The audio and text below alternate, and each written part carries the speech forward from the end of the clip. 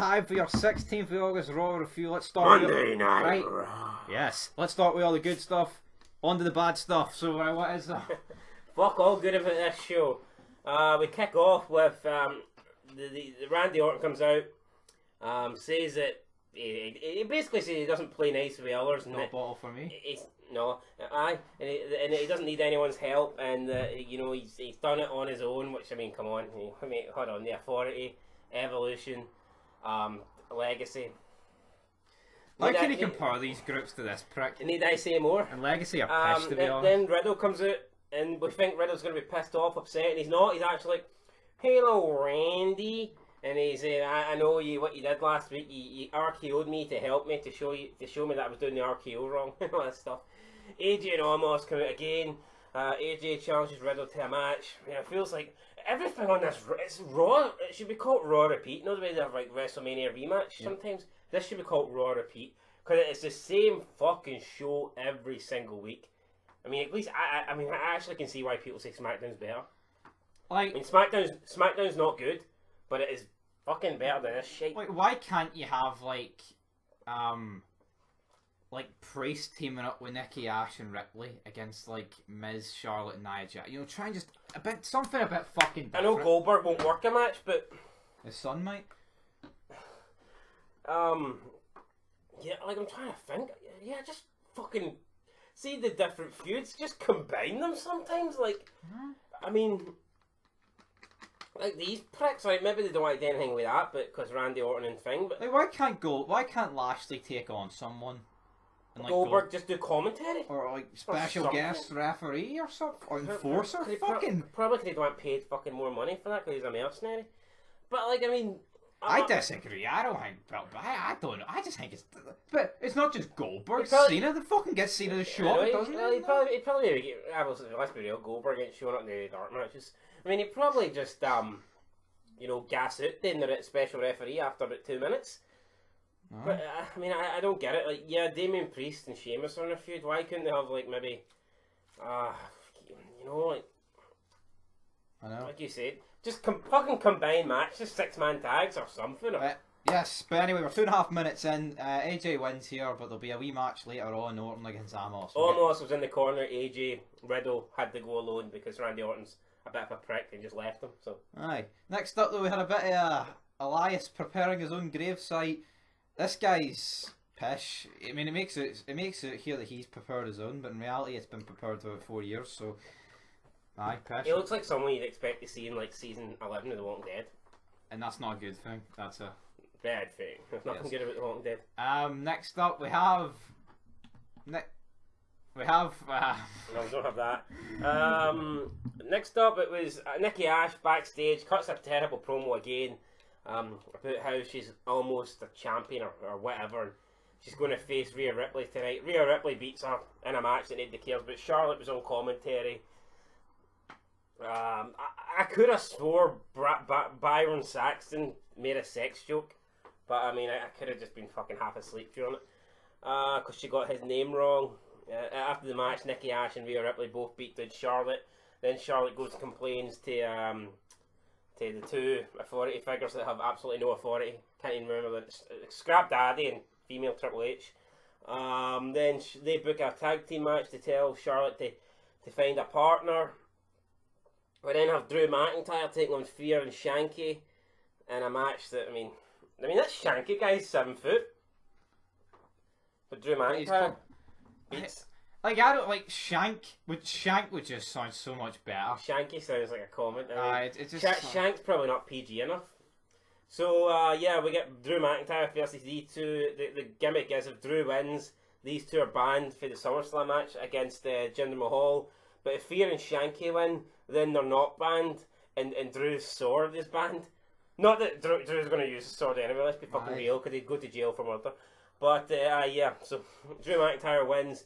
He then cuts a promo for Shanky. Let's be real, why would he use a sword against Mahal in a throwaway feud, but not use it when he was in like a Hell in a Cell match against Lashley? Yeah.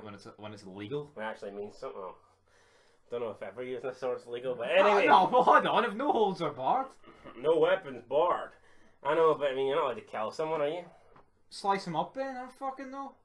Just chop him off a finger. Fuck, if you watched ECW like back in the day, and New Jack, Fucking cheese grater.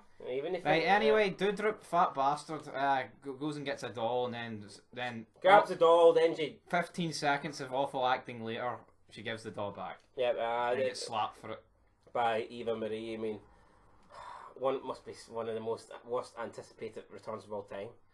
Trying to make a big deal of her. Awful. What's she done? Exactly. Teamed up with some fatty. Yeah. Like, I mean, if you compare what she was doing before Raw. at least like what she was doing before she first left. I mean, that was more memorable than this. Although you could argue that maybe that applies to fucking anyone. WWE's probably in a better place back then because they just had the brand split. So.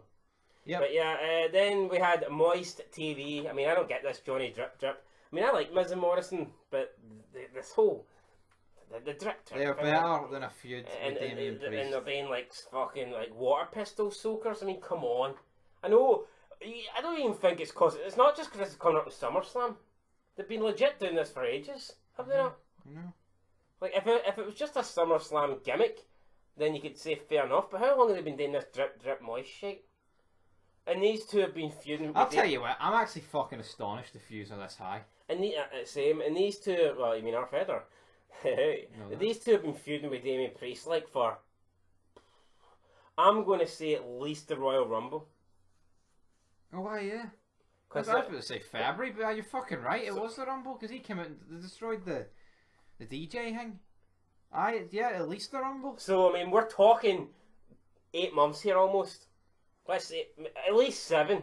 Yep. At least 7 months. Now you could say, oh, but Damien Priest is feuding with Sheamus. Well, obviously not. He's still, he's still coming on this TV. He's on the match with Miz tonight. So Miz has been lying to Morrison. He was feigning an injury. Morrison puts him in a match. So they have a match. Miz loses to Damien. Right. Morrison walks out on the Miz. The Priest wins. But they go backstage. Morrison catches up. Miz kind of apologises. Morrison says, "Look, I done it, so you know what it feels like to be, let down or whatever." And they kind of make up. They're talking about their SummerSlam party. We get the nudie sneaking behind them, saying, "Buy our shirts," and I just didn't get it. I mean, this Kofi Kingston guy was literally facing Bobby Lashley at the last pay-per-view, and now what's he doing? I know. He's not even on Raw. Where are the nudie? Don't know. Like if they're injured, fair enough, but where's the nudie? Why are they not there? It just makes no sense to me.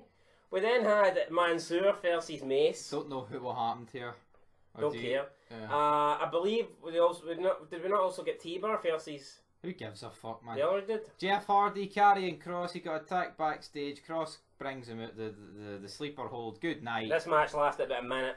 I mean, how can this carrying Cross guy supposed to be a killer, but he lost on his fucking debut? I know. And then he beats Keith Lee just to lose to Keith Lee again. So his first 3 weeks on Raw, he lost twice, and they're making it, oh, Doomsday's arrived. Fuck, if Doomsday was this easy to beat, nobody will give a shit about it. Exactly. I mean, fuck me. Next up, R-Truth and Tosawa. What? No, next up, nothing. Can you imagine Kane comes out in 97, right?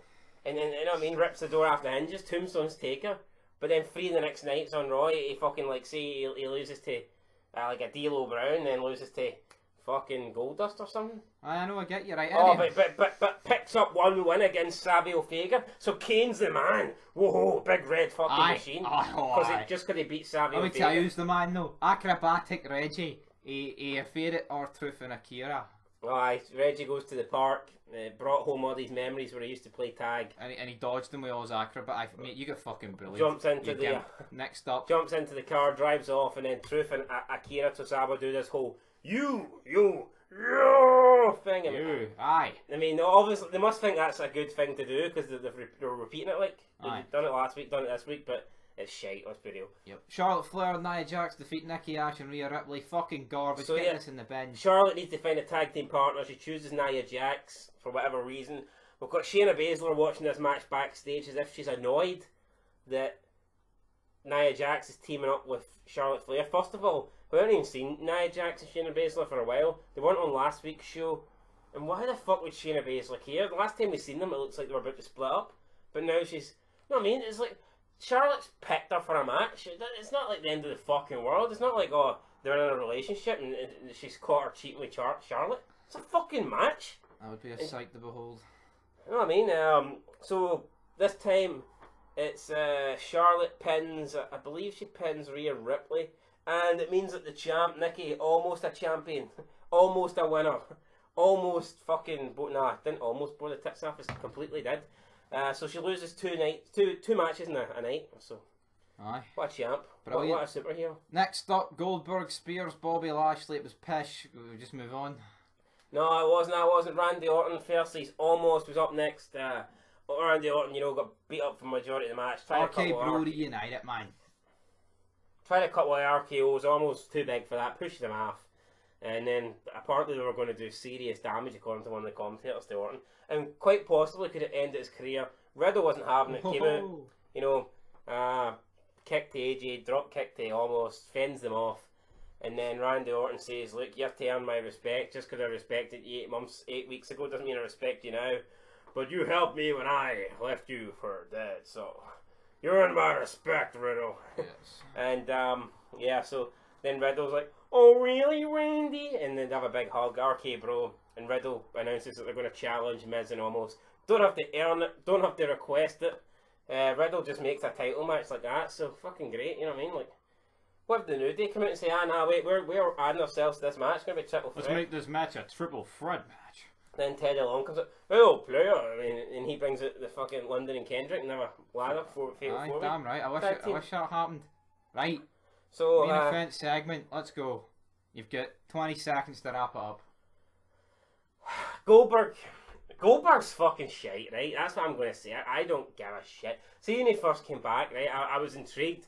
Alright, cool, Goldberg's back. But see now, him come out, cookie cutter promo, not saying anything meaningful, and then he hits one of the worst spears you'll ever see in Lashley, just so his son can come over the barricade, and they can taunt, and they can, put their hands up in the air as Raw goes after the air. I mean, what is this? Oh, all tonight, they build throughout the show, face to face with Goldberg and Bobby Lashley. Why would we care? There's no heat, there's nothing there. I mean, see, if Bobby Lashley had a fucking battered Goldberg's son 2 weeks ago, then maybe we would have actually cared about a face to face between these two. I know. But it didn't happen. It was fucking It was Goldberg that speared MVP. Oh. So why would, why would we care? No animosity, no nothing, no feud, just two big guys. See if Bobby Lashley had bloody pulled him over the barricade and put him in the hurt lock, and then the build tonight, first time Goldberg's going to face off with Bobby Lashley since he attacked his son. Then you're like, oh yes. But no, first time, face to face. They had a face to face 2 weeks ago, nothing happened. They had a face to face tonight, and it was the same fucking thing that happened. So, I honestly, I don't get it. This was the exact same thing, right? It was 2 weeks ago. The only difference was, instead of MVP getting speared, it was Lashley got speared. And that was it. That was it, guys. That's your whack. 0 out of fucking 10. No, but who's excited for this match? Nobody. And see, to be honest, his son. You could be. See if they built it a little bit better. But why would you care about Gold? At least Cena, Roman Reigns, there's a bit of rivalry, there's a bit of tension. And that's us at the end of Raw, guys. It was a shit show, as it always is. And go home show to SummerSlam, and this is it. 0 out of 10 for me. Yeah, there was not one good thing. I know I may start this vid by saying good things, alright, let's go on to the bad things, but not one thing made me go, huh. Just end the fucking video, prick.